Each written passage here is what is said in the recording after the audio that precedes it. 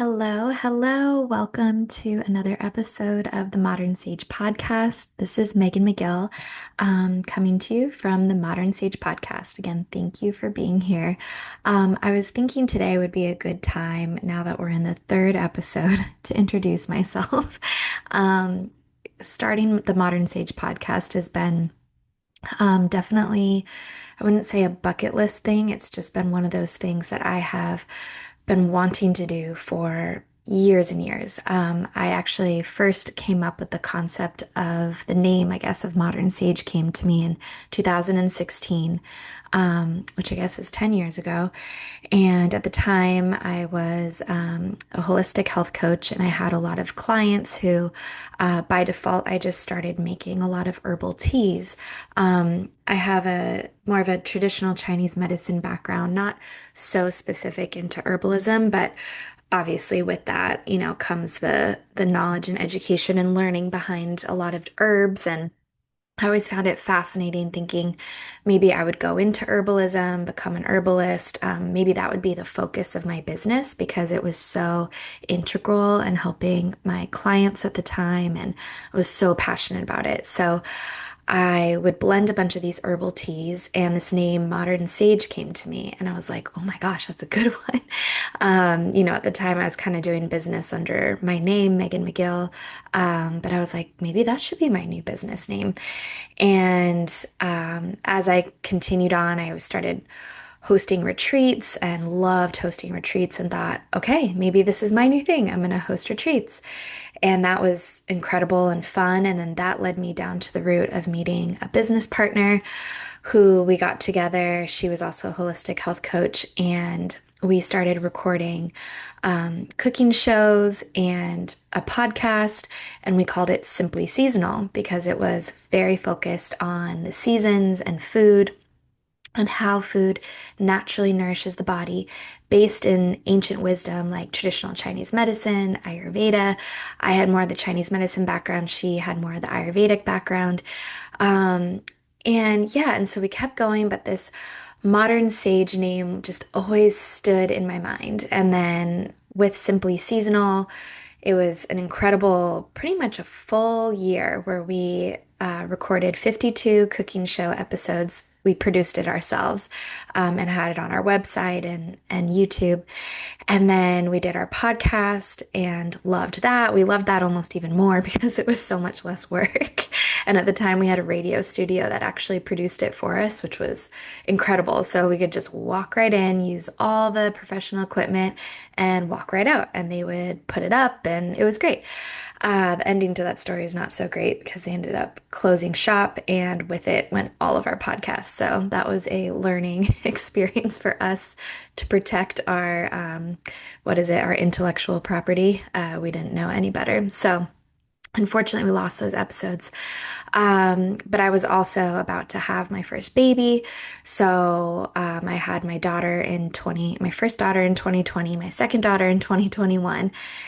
So needless to say, I was very immersed in that, kind of naively thought I could, do my business and all of that while, having a baby and breastfeeding and being very, hands-on. I was very humbled. So then fast forward my oldest is going to turn 6. So fast forward 6 years now in 2026. And this entire time, Modern Sage has been in my mind. And it's one of those things where it's like, I've always been pretty clear, I think, since, probably maybe my 30s, late 20s, that, again, my gateway kind of into all of this was food. I was very passionate about food and health. I always was passionate about health, but I didn't know in what way that was going to transpire and how to pursue that per se. Thankfully, I just started going. I went to culinary school, and that was based in health and healing and ancient practices and all of that in New York City, and as a personal chef for a little bit. So I just started like going and moving, and as I'm moving, I'm seeing myself kind of get into little niches here and there. And so kind of here I am again at this point where I haven't really been moving because I've I'm not just a mom. I've been a mom and have really focused on that. But at the same time, with this kind of thing in the back of my mind, like you just kind of can't run away from something you know you're supposed to do. And that to me has been Modern Sage. That to me has been this podcast, something that just will not get out of my mind, when I think, oh, things are doing good. And then it's like, yeah, what about that podcast? Have you started that yet? And then of course, every self-doubt thing comes up, a lot of perfectionism. So this is why on episode 3, I'm kind of starting to say, hi, I'm Megan. This is who I am. Still hashing out the exact ideas of Modern Sage. Of course, I have it in as a feeling and in my mind, and I've been thinking about it and marinating on it for years now, 10 years, 5 years most recently, 5 or 6 years. But so really I think kind of going back to that point of just starting and going, that's what I'm using this podcast for. It's like just start, just move, go, go, go. When my partner and I had started Simply Seasonal, we just went. We knew nothing about shooting a cooking show. We just had our iPhone and we put it sideways and, thought it was a big deal. We got like a cool iPhone stand holder, you know, and we never used a microphone. So like our audio is not that great. But the point is we did 52 episodes every single week. We did a new one. Needless to say, by, January of the first year and then come to November of the, 9 months following that or 11 months following, it was like, oh my gosh, completely different in such a good way. We had got it down packed. We were very proud of it. A lot of our episodes, very proud of them. And it was like, wow, that was great. And thank goodness we just did it. We just went for it. We didn't hold back. And so that's how I'm kind of using the podcast right now is just kind of going and especially still being very active full-time mom. My daughters go to school. My youngest goes to, a little short-term preschool. I have to pick her up in an hour. So it's not like and I still am doing a ton of stuff, obviously, as moms do around the house. It's not like I have all of the time in the world. But this is such a passion. I need to make it happen. And even if it's coming in and saying, I'm sitting down, maybe I don't even know what I'm talking about, and I'm going to go because I've been thinking about this for years. I have a note section in my iPhone that I have just labeled Modern Sage. So for no joke, at least 5 years, I've been adding to this list. So I just scroll this list and there's quotes in there. There's just these kind of downloads that come into my mind that I'm like, oh my gosh, I have to write that down. And it's like, 3 paragraphs long. It's just like conscious stream of idea and concept, or, it's just a little blurb, or it's just a little phrase, or, oh yeah, I linked these two ideas together and put that in there. Or, oh my gosh, this topic is so relevant to me and I need to do a whole episode on that.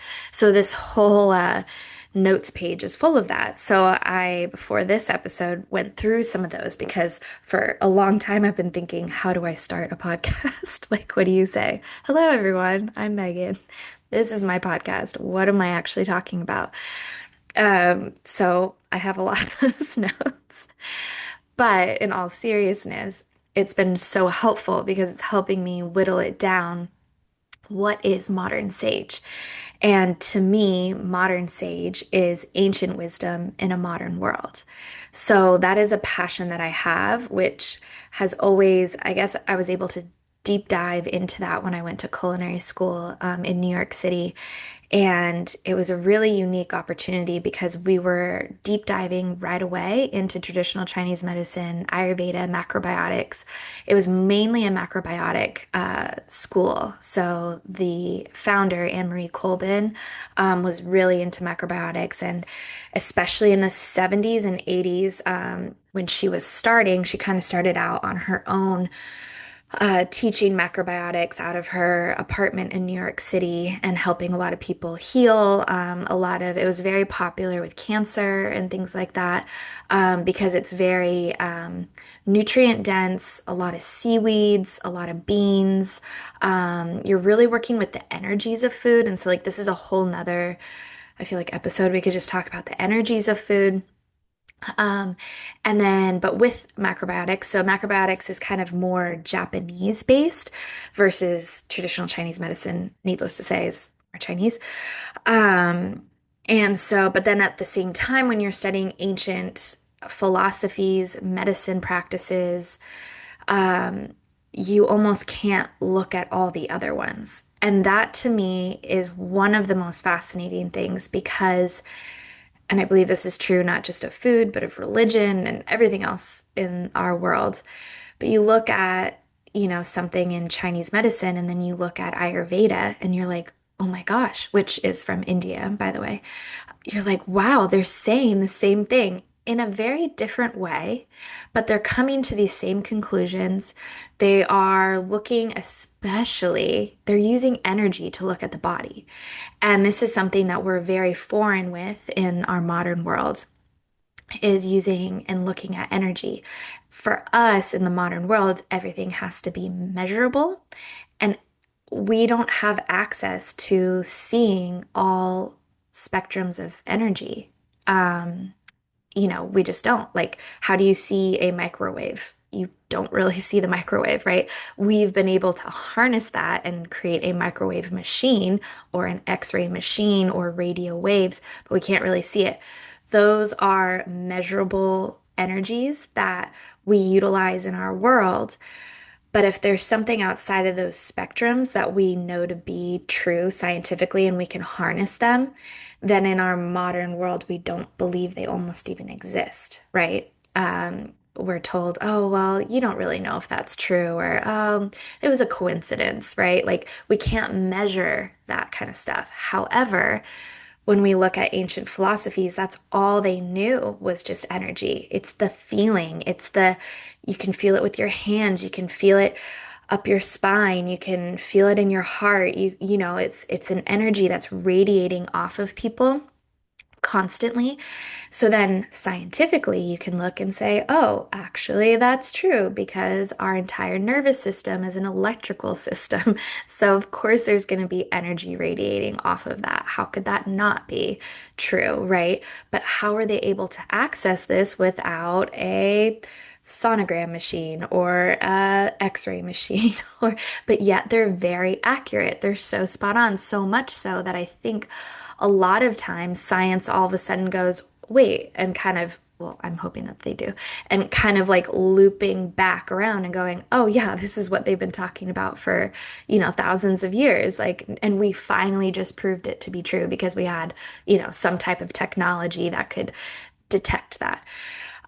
So going back to my point of just why I think all of these ancient philosophies are so incredible is because again they're all saying the same thing and they're watching energy flow through the body. And to me, what energy does is it transcends just the physical body. When you look at energy, you can no longer say that your physical body is just like a machine.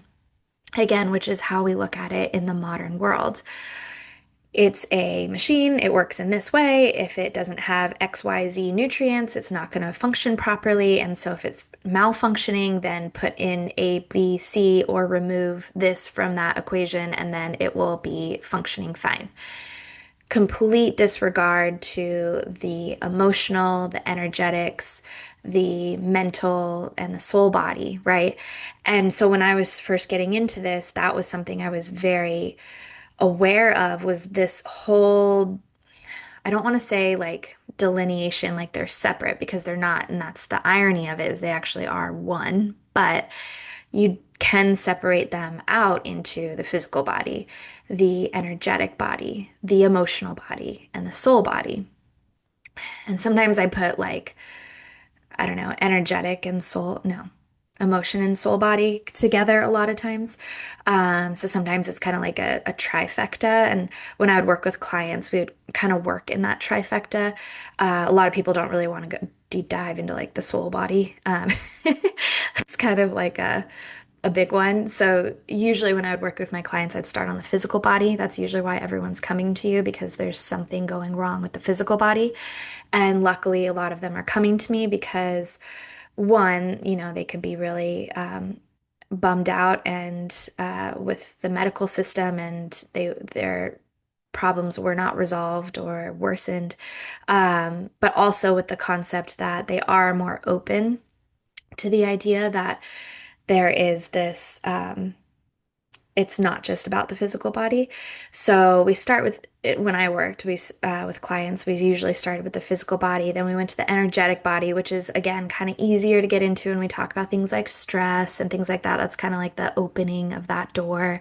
So that's kind of easy to kind of get into. And then we get into the emotional body when we start to really get to know each other. And as of course they're starting to see changes and that mutual trust between us starts to come together. And so then they become more open to this concept of the, emotional body. And basically, what I would always say is whatever is proliferating on the physical body comes from an emotional, energetic, essentially soul body imbalance. And even knowing that I went to culinary school in two, gosh, what was it, 2014, 2013, 2014. So, that was 12 or so years ago. Even with that and knowing that, I feel like since becoming a mom, I have learned that deeper. And really sitting with a lot of this stuff that I've been going through as just a mom and not working. And I did not realize that was going to kind of be the case. Yes, I'm very blessed to not have to work, but also realizing how much my identity was and how much in our modern worlds, all of our identities are tied up to what do you do? So when your whole life you were never told that being a mom was an ideal career path, and that is who you are, it's a big identity crisis, right? So going through all of that, dark nights of the soul, really, really dark places postpartum, and then seeing that from a completely new light where it's like, oh, wow, yes, I knew that to be true, but now I see it on such a level that when I did start working with clients a couple years ago, I just went right in for it, and I was like, I believe that these clients are coming to me, and they were. They are in desperate need of healing, and they're open to anything and everything. And so we're just going there. So instead of starting even with the physical body, yes, we were taking it into account, of course, and that's a lot of what they were telling me about with, their symptoms or, different things going on in their bodies. Ultimately, it was like, okay, well, in traditional Chinese medicine, this body part correlates with this emotion, right? This body part holds, or this organ, or this channel, this meridian, holds the energy of lack, the energy of distrust, the energy of, financial, not being financially safe, things like that. And then it was like, whoa, all of a sudden these floodgates were opening, and it was like, this is where the healing is. And it was the most rapid change that I would see in any of my clients was when we went straight for it. And God bless them, they were open to it. It was incredible. And it was the most transformative, quick healing, massive healing that I've ever seen. And one, I mean, there were three of them in particular, 'cause I think I maybe just worked with three a couple years ago. And but one in particular was amazing because she had, infertility supposedly, and we were able to work through that. And that was a huge deal because that block came from a long, long time ago. And when you can start to see different, yeah, blocks in the body, you see, I know a lot in the zeitgeist right now is about a lot about trauma, and I've been deep in that in the last 5 years myself, kind of reliving a lot of childhood trauma. Kind of when you have your own children, that I think that can happen, you subconsciously are almost reliving that childhood as they're right in front of you. So a lot of that stuff was coming up for me. But this is really where I was starting to see, oh my gosh, these traumatic events create blocks, which were so helpful at the time. Like if you know internal family systems, they're the parts that have protected you, but they are still there today, and they're not useful, right? Like, but they are working as if they need to save your life every waking moment of the day. And so it ends up blocking you, right? And so we can have these blocks, these emotional blocks, these, playing small or not feeling, all these things. And that then affects the physical body. So, in the case of having any dis-ease within the body where it's not quote unquote functioning properly, we start to realize, no, it's trying to protect you. But can we now comfort the nervous system to allow it to let go so that it can turn back on and start functioning optimally? The body is so brilliant. It is trying to help you every second of the day. Even when you forget about it, it's not forgetting about you. It's a beautiful thing. And so this is just what I love so much about it. And it's really, I feel like I've gone to a deeper level in the healing than I was before having kids. And it was just through real life experience that really expanded upon the knowledge that I had collected years prior to that. And now I'm sitting here just like, yes, this is what modern sage is. It's being in this modern world where you can quickly and easily bypass all of this. You don't have to know any of this, and you can move through the world. But what's happening is I think after many generations of doing this, our physical bodies are giving out. Our worlds are sicker than ever, especially in our modern worlds. That more ancient worlds aren't as sick as we are, right? So again, it's this play off of the ancient versus the modern and the dilemmas between the two. Like my episode last week about the dilemmas of school, traditional schooling versus homeschooling or finding an alternative, and what I think would be the most idyllic, which would just be like having kids hiking and fishing and being out in nature all day every day. But the dilemma of being in the modern world, right? And within a modern house with a family who earns a salary, and these kind of modern things that then put you into these areas like, do we do a traditional school that's right up the street from us? And, versus homeschooling, but then I might not be able to podcast and my husband's working full time and all of that kind of stuff. So it's again this like ebb and flow of these kind of predicaments that this ancient wisdom is so helpful and so useful. And how do we bring that and incorporate it into our life in the modern world? And so it's an ebb and flow, and a lot of it is not perfect because kind of going back to that last episode, of traditional school, like I said, I had like a list of 50 cons of why I didn't want to have our kids go to a traditional school, but I have like five really strong pros of why they are there. And how in the world am I getting that to balance? Well, some days it does and some days it doesn't. And that's what that looks like, right? It's this kind of understanding of like what is maybe ideal, what is best, but also what's realistic, in the modern world. What can we do? So, with that, with Modern Sage, I think every single episode that we go through has that kind of context around it. We could talk about almost anything, but it's like, okay, well, at the end of the day, I have a cell phone tower at the end of my street, or, whatever. It's like, that's the reality of living in the modern world. So then, even though we're not like feet in the dirt every single day, gardening our own organic fruits and vegetables with our beautiful compost pile and, whatever, like, how do we then live with that knowledge of that possibility and striving for that in ways that we can, but then also realizing, okay, but this is also how we're living in the modern world. So, and for me, I feel like I think one astrologer one time told me that's literally written in my sign, where it's kind of like you want your cake and eat it too kind of thing. Like you will always find yourself in these predicaments. Like you have these beautiful ideals, but you're constantly being shown the reality of how that may or may not be totally possible. And that is going to be a big wounding trigger for you. And it has been.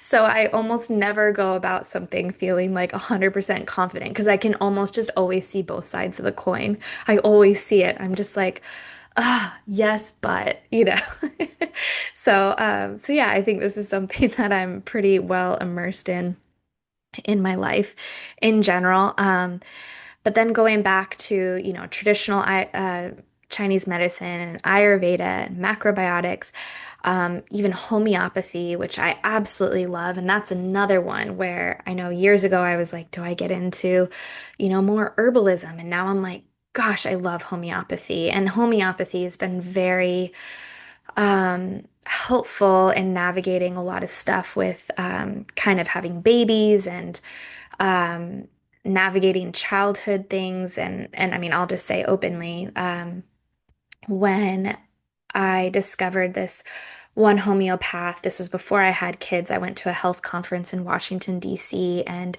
she was so knowledgeable. And she discovered it because her kids had health issues, and that could never be resolved by anything in the Western world. And she came across homeopathy, and now she's like incredibly well renowned.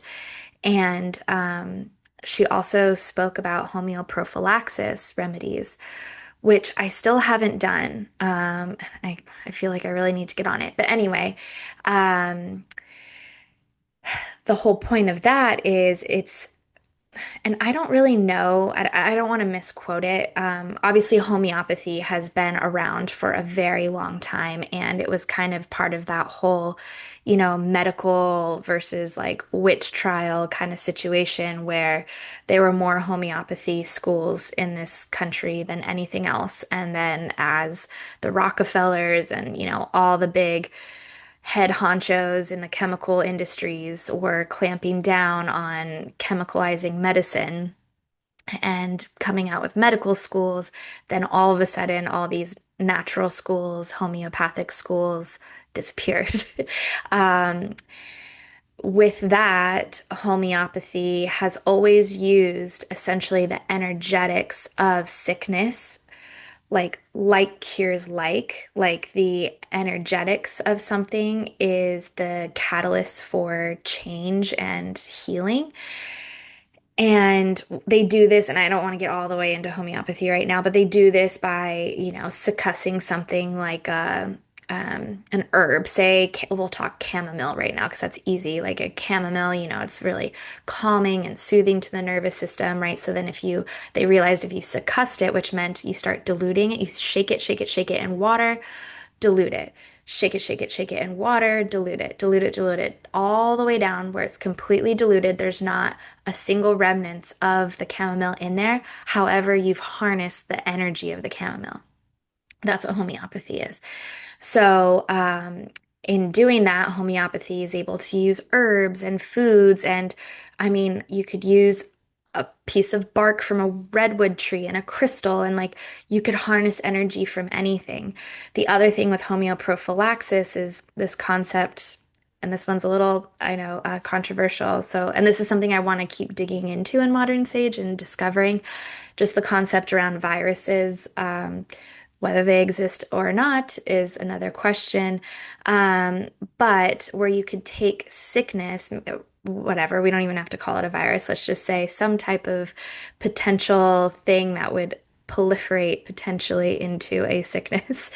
And you can also succuss that, dilute that, and then the body will then create its own immune response. So then a little bit of it, as soon as it's in the body, then all of a sudden now the body knows how to fight that off. So you can kind of see where I'm going here. I'm not saying that homeopathy was exactly the whole reason behind things like vaccines, but that I believe that a lot of that concept and technology came from homeopathy, but then was put into a much more intensified concept and injected. So Anyway, my point around that was just homeopathy has been something that I've been going to for my kids ever since having kids. And it's been like a safety net for me, knowing that I can use homeopathy really simply, especially with infants and babies, when a lot of that kind of conversation is coming up. Sickness is always hard and scary in little kids. And to me, homeopathy has been so comforting and amazing for that. So that's, another topic I would love to dive in deeper on. Speaking of homeopathy, is also the healing behind water and Veda Austin's work. And I mean, so fifth phase water, so many different conversations to have about that to me. And that's again, kind of like homeopathy, but I feel like they're almost one and the same because they all use water, the power of water. And I think that's kind of the next frontier for healing is water and light. And you see, again, the zeitgeist kind of leaning towards that. You see people doing cold plunges and you see them getting into an infrared sauna, right? So there's this kind of greater awakening happening around water and light, which I think, and they work together, and infrared actually helps increase the easy property within water, the fifth phase, which is essentially, again, I'm not trying to get into all of these right away, but like our bodies essentially are made, say 75, 80% of water. But if you were to like, I don't know, cut your arm, then water's not like pouring out of you, right? So like, how is that possible that you're full of water, but like you're also not full of water? And it's because it's the phase of water. And so we all know water to be like, these three or four phases. It's like liquid, solid, gas, but it's like this fourth phase water. And it's more of like a plasma. And the plasma it's like there's so many levels to it. It's truly, it's like symbolic of consciousness. It kind of is consciousness. And I also believe that's why water is involved in every single religious practice around the world for, millenniums, is because water is conscious. Like we couldn't have life without water. Is that because it's HO2 and we need, or H2O and we need H2O in our physical body, computed out physics, da, da, da, da. I don't think so. I think it's beyond that. I think there's something about it. It has consciousness in it. It is consciousness. It has this ability to suspend itself in the body in this plasma-like way, and hold consciousness, hold healing, hold the the energetics.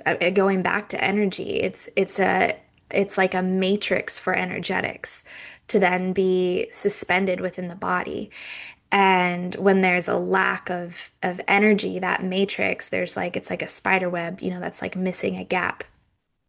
Um, that can go into fascia, right? Like the whole idea of fascia back in the day, not even back in the day, just when they have like a cadaver in Western medicine, they move the fascia out of the way and start talking about all the other quote unquote important parts. The fascia was in the way. And it's like the fascia is the answer because that is connected to everything. So, like, how do we study deeper on fascia? How do we, it's like these inner networks that are so integral and it's all energetics.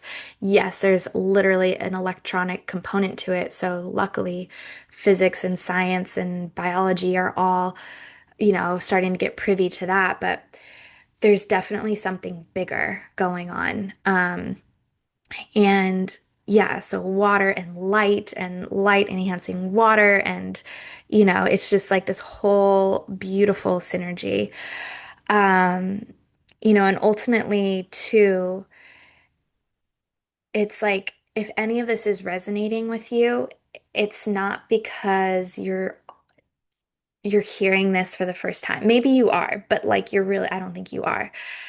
Because what I've realized, and a lot of times it happens most of my sessions with my clients, is they always have like these aha moments when I'm like speaking about something and they go, oh, yes, no wonder I just have been craving, chicken noodle soup. I did not realize that like the bone broth was doing this for me, but then that has connections to my grandmother who's from Germany and like da da da da. And then there's like this lineage of inherited trauma from that side of the family or whatever, like it goes deep, right? And it's these little aha moments because it's not something you don't know, because the way consciousness works is you do know actually everything. And we've had a lot of unknowing happen in our lives, a lot of, you know, programming to kind of, just tell us how you live in the modern world. But what that does is it takes away your intuition, that natural understanding. Because so many people are like, well, how would I know, how to heal my body or how, and I'm like, well, we all used to.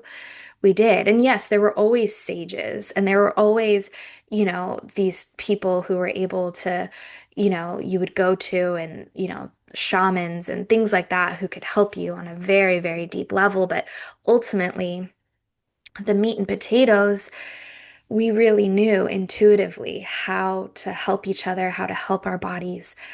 So it's like, it's a remembering. And that is just a concept that I think a lot of people right now are speaking about, but in a different context, saying like awakening. And I mean, I say that too. I do believe that, excuse me, even I've gone through an awakening in the last, 15 or so years, maybe 20 years slowly. Um, and I had one intuitive tell me, she goes, you're going through a big awakening, right? And I was like, yeah. She goes, it's probably going to take a while, but it's better that than it being too fast. And I was like, oh, why? And she goes, you'll fall flat on your face, like, and you might not make it. like you need it to go slow. Uh, but ultimately, what it is it's a remembering. It's a remembering of knowledge that you came into this earth with, and that was a beautiful thing to be able to be conscious of when I had my two girls, where just knowing that, I guess, and being aware of, conscious of that, and seeing that, I was able to see both of them as like very intelligent beings versus just a baby, who doesn't know anything. I was like, oh my gosh, they know so much. Like they were just on the other side. Like, what do they know? They know so much. And like, I'm teaching them things that they don't know right now, but I wish they could speak because they are so fresh from the other side, because it's a remembering, and modern sage is a remembering. And it's a coming back to oneness of just all of this goes back to oneness. And someone who I love listening to is Dr. Zach Bush. I actually had the privilege of meeting him about 3 years ago here in Houston, and he actually gave me the official longest hug I've ever had in my life, and it was really, really sweet. I respect him so much for all of the work that he has done, and he's immersed himself into indigenous cultures around the world on every single continent. I mean, he is dedicated to his work. He used to be, deep in the throes of medicine and, working in oncology with cancer and, all of that. But then when he started waking up to kind of the truth behind everything, he is now, again, in indigenous cultures, learning from them, like, how do they do it? Where, they don't have sickness, or if they do, where does that come from? Anytime something's modernized, there comes sickness, like why is that? How is that?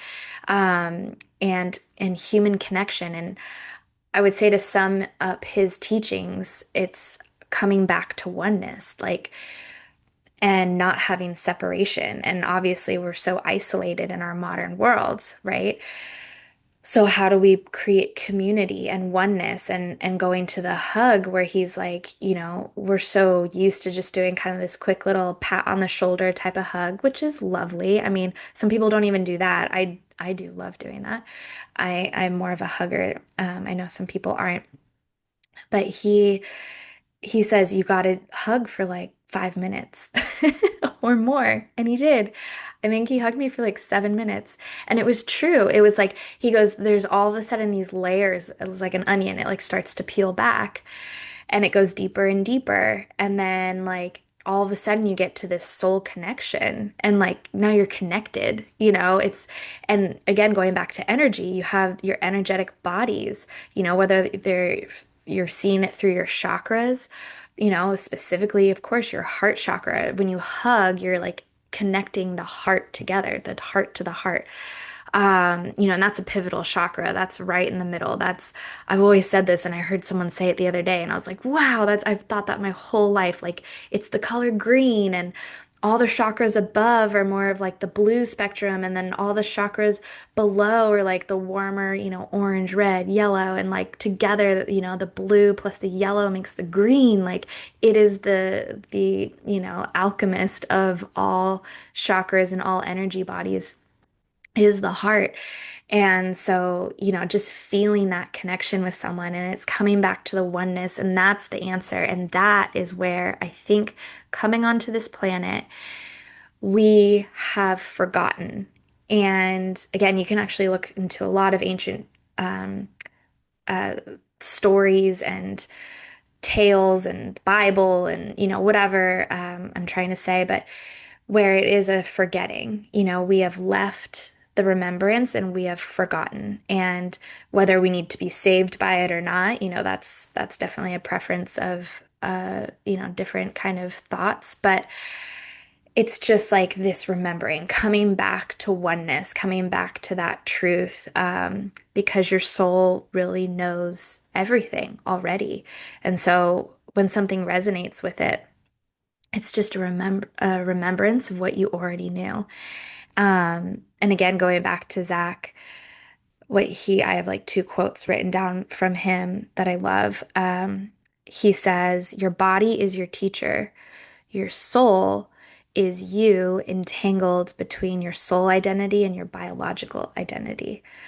So, like, I love that one. I could sit with that one for a long time. Again, kind of going back to that concept of like the physical body is maybe where sickness or disease shows up, but like that's not the whole answer because we got to peel and go into the energetic body, the emotional body, the soul body to really figure out where that imbalance is originally coming from because truly your soul, who you are, is that entanglement between your soul identity and your biological identity. And that's how you are in this three-dimensional matrix of planet Earth where we all live right now, which is incredible and something that I think we all want to appreciate more and try not to take for granted. And even in spirituality and other things like that, where it feels like transcendent to try to, rid ourselves almost of a physical body as if, heaven or, the fifth, sixth, seventh, eighth, however many dimensions there are out there are more enlightened and higher vibration and better and positive. And it's like, but what they cannot do is what we are doing here in a physical body, in a with a biological identity. And I think a lot of that also has to do with feeling emotions. It's a very dense world that we live in. There's, again, this three-dimensional earth that we live in is physically heavy. Time is slow. We always hear, oh, time is, forever. It's quantum. It's linear, it's not linear, and that's hard to comprehend when our time is so slow because it's like slowed down. And how in the world can't there be a start to a finish? How is everything just one waking moment? That doesn't make any sense when the world is so slow. So again, it's part of this, and I think it's done intentionally because it allows us to learn these lessons, these soul lessons, the Dharma, that we come into this world needing to process because and in processing that is also the emotion and the feeling, the energetic behind it, but the feeling behind it. Because I believe when you are in another dimension, whether it's heaven or, wherever you go, everything's very light, which is lovely, but there's not a lot of transformation that's able to happen. So you can still have just like a lot of things you still need to unpack. But the only way you can unpack that is in the physical world.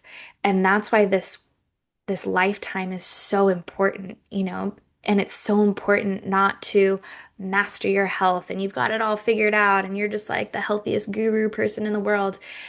I honestly believe it is about coming back to yourself, finding yourself, like, who am I?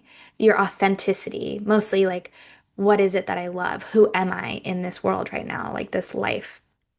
What makes me tick? Like, what do I just love seeing? A sunset, or, for me, I love interior design. I say that a lot because I really do.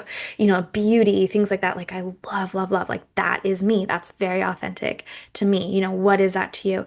Finding that authenticity and then sharing that and being in a community. So when you find that authenticity, then like how are you able to then share that? Because the community is around here because you all came onto this planet at the exact same time because we all needed each other. And so that is bringing kind of like the multitudes of everything, people, souls, but also whittling it back down to one and reintegrating it back into one. So there really is oneness even within the infinite. Um, yeah. So yeah, I that's kind of I think where I want to start off. That's to me what modern sage is. I really can't wait to dive in deeper. I have, like I said, I mean, just so many different topics and concepts and ideas, but I think it was really helpful to hash a lot of it out here right now, just to kind of get clearer, help give maybe a little bit more direction to the podcast. And so, yeah, so we'll just keep whittling it down from there. Another thing with even the logo of the podcast, Modern Sage, it has a dandelion, and that's like a whole nother symbolic plant for me where, I mean, they might be my favorite flower. I think they're so fun. Again, I could probably do a whole episode on this, but just where the dandelion, it kind of mimics that ethereal concept of, being just a plant and then a flower and then a flower that blows in the wind and like transcends, gravity and just can fly wherever. But then it has this component of tradition where you make a wish, and so it's like a prayer, a wish that you're putting into the ethers. And but then when you look at it medicinally, from a herbalist standpoint, you can eat every part of the plant is edible. You might not want to eat the fluffy part. That would be probably not really lovely in your mouth. But you can eat the yellow flower, the greens, they're bitter. It's a bitter. The the roots are even more bitter. So you can eat it, the roots as a tea, a tincture, the greens in a salad. You could just pick it and eat it. Same with the flower. And it's an incredible tonic for the liver. It's so bitter, it opens the liver, it helps the liver detoxify. And then ironically, at the same time, we spray chemical Roundup all over them and say that they're the worst thing that's ever happened to, the United States in our green lawns. And yet we wonder how we can heal. And it's literally right in our backyard. Um, so that just goes back to that whole concept of just this ancient wisdom, but living in a modern world and how the two can be so polar opposite, and, against each other almost. But then it's like, okay, the more conscious and the more woken up we can be about it, the more we're like, oh, okay, so wait, my medicine is literally in my backyard. Like, I have so much congestion, or I have this disease going on, or, cancer or whatever. And like dandelion root is one of the most healing things I can do right now to help clear that out of my body. Wow, and while I'm at it, maybe I'll blow and make a wish and say a prayer. And, that to me is the human experience, and what it is to be looking into the ancient wisdom in our modern world. So, thanks again for listening to this episode. If you liked it, please tell your friends, please share them. I'm at the very beginnings. Subscribe to Apple Podcasts, Spotify, Prime, wherever you're listening to this. Subscribe. If you'd love to leave me a 5-star review, that would be amazing. And I'd love to hear from you. So a comment that would just make my heart so happy. And again, share it with your friends if you enjoyed it. And I really hope you did. So I hope to see you next time on Modern Sage. Thanks again.